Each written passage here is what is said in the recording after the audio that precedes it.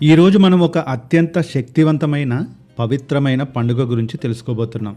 అదే సుబ్రహ్మణ్య షష్ఠి. మార్గశిర మాసంలో వచ్చే ఈ అపూర్వ ఘట్టం కేవలం ఒక పండుగ మాత్రమే కాదు, మన జీవితాలకు శుభం, శక్తి, రక్షణ ప్రసాదించే ఒక అద్భుతమైన అవకాశం. అయితే సుబ్రహ్మణ్య షష్ఠిని ఎందుకు జరుపుకోవాలి, దీని వెనుక ఉన్న కథ ఏంటి ఇప్పుడు తెలుసుకుందాం. పురాణాల ప్రకారం కుమారస్వామి అవతరించి ముల్లోకాలను బాధిస్తున్న తారకాసురుడిని సంహరించిన రోజు ఇదే. అధర్మంపై ధర్మం గెలిచిన రోజుగా ఈ పండుగను జరుపుకుంటారు. సంతానం కోరేవారు, శత్రువులపై విజయం సాధించాలని కోరుకునేవారు ఈ రోజున స్వామివారిని ప్రత్యేకంగా ఆరాధిస్తారు.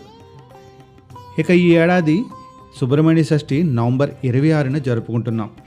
నవంబర్ 25 రాత్రి 7:12 తిథి మొదలై నవంబర్ 26 రాత్రి 7:43